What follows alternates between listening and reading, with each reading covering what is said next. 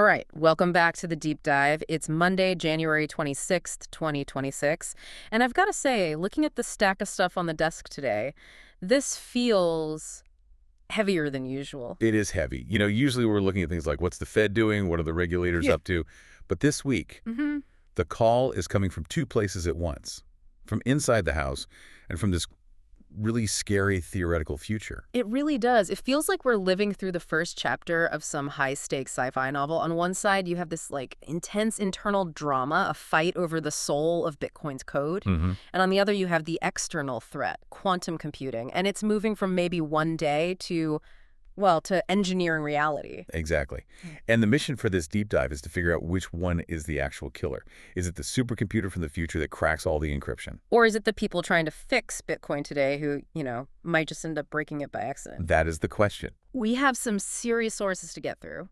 We've got Michael Saylor from MicroStrategy basically throwing verbal haymakers over the weekend. We've got a huge strategic shift from Coinbase with a new quantum advisory board. Right. And then we have the really gritty technical stuff, something called BIP 110, which is causing an absolute civil war among developers. It's the perfect storm, really, is the collision of two completely opposite philosophies.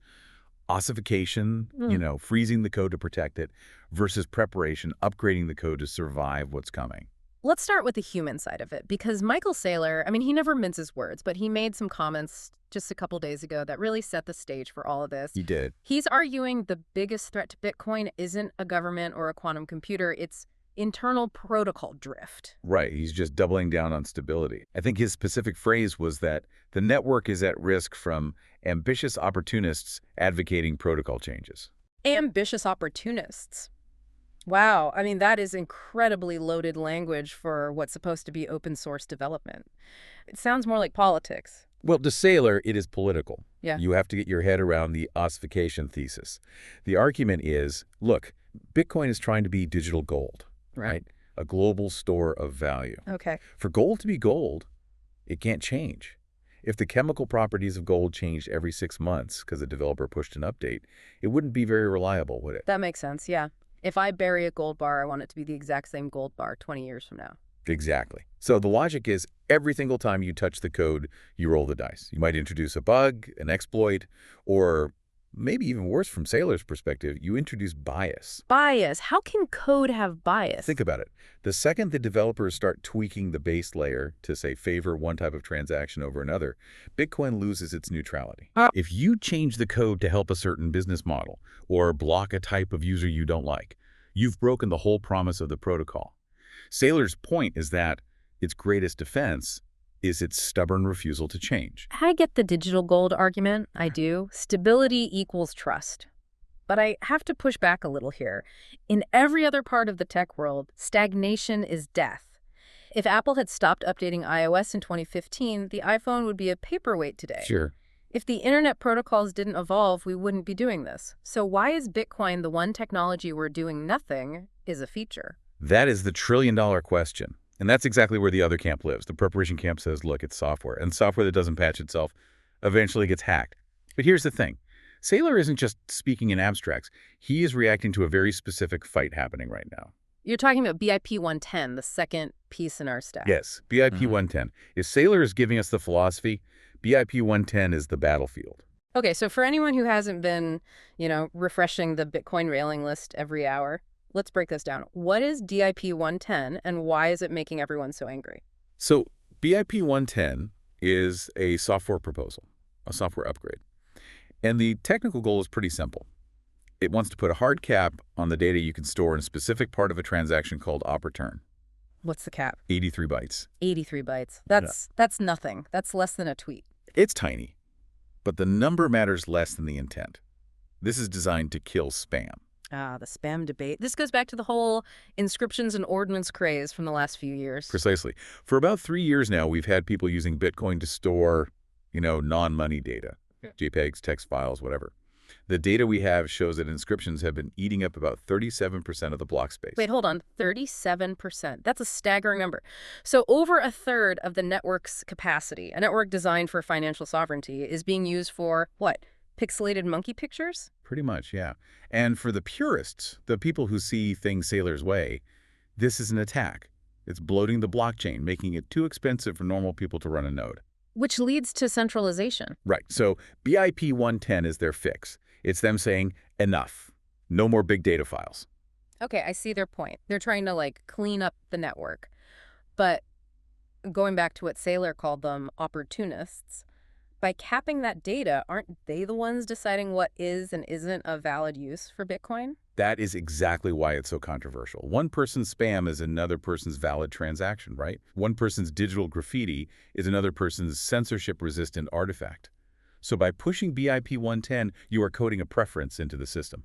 You're taking away that neutrality. And looking at the numbers you pulled, the community is not exactly rushing to support this. No, not at all. As of yesterday, January 25th, node support for BIP 110 was sitting at just 2.38%. 2.38%. That's basically a rounding error. It sounds like the market is just completely rejecting this fix. It is.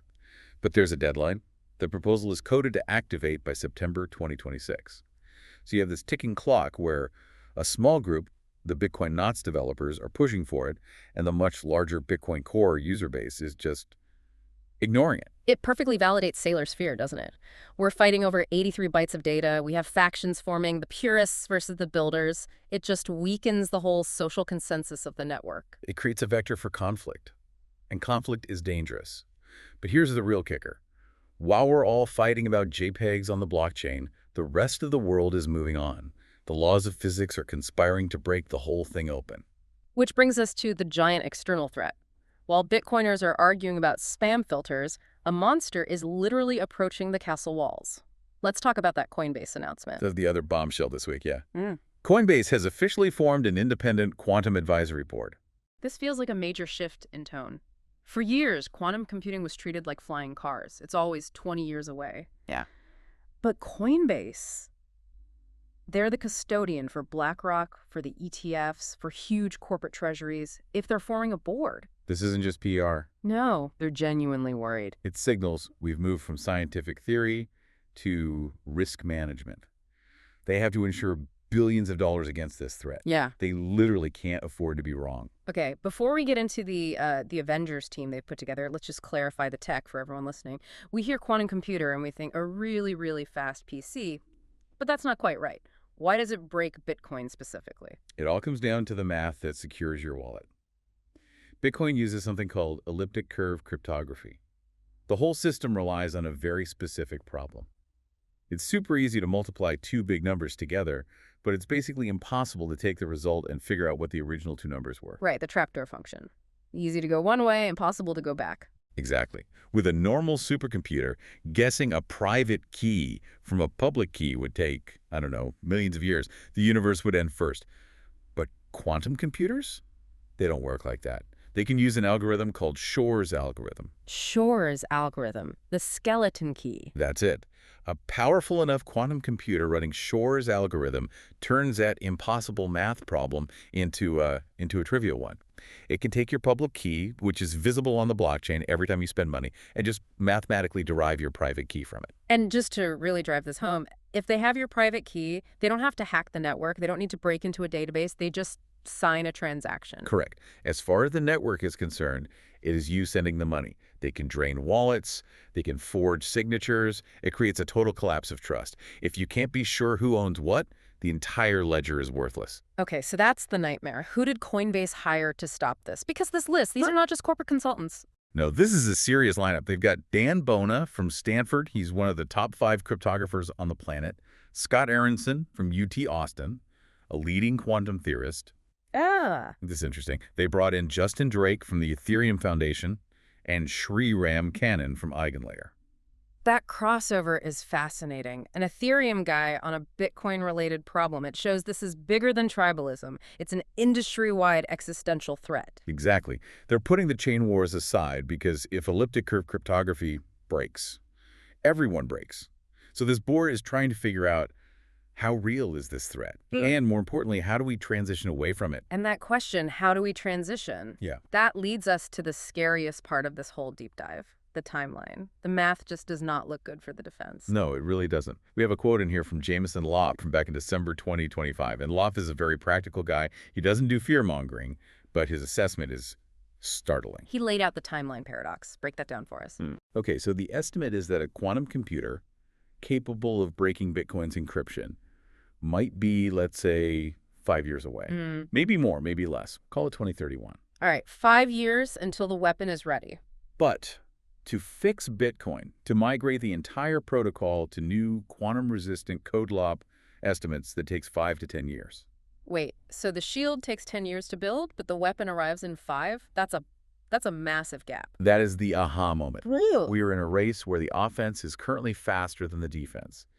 And it's not just about writing the code. A patch is the easy part. Yes. The nightmare is the migration. Right, because this isn't like updating an app on my phone where a company just pushes a button. This is decentralized. Exactly. Even if developers released a quantum-proof update tomorrow, you, the user, have to manually move your own funds.